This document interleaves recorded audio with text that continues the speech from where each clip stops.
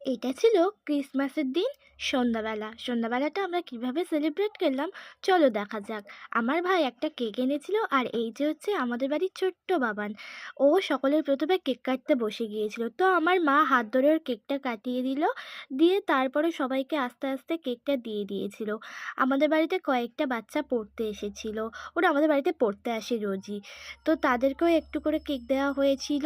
কেকটা বেশ সুন্দর কেটেছিল। ফার্স্ট নিজেই খেয়ে নিল, তারপরে আমার ভাইকে দিল, তারপরে আবার একটু নিজে খেয়ে নিল, নিয়ে তারপর দেখছে বাচ্চাগুলোর দিকে দিচ্ছে। তো তারপরে মা অল্প করে কেটে কেটে সবাইকে কেকটা ভাগ করে দিল।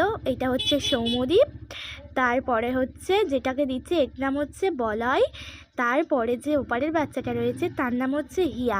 তো সবাইকে কেকটা ভাগ করে দেওয়ার পর আরেকটা বাচ্চা ছিল, এই যে হচ্ছে দিশা, ওর পায়ে একটু লেগেছিল বলে ও উঠতে পারছিল না, মাগিয়ে দিয়েছিল। আজকে ব্লগটা এই পছন্দ, সবাই কত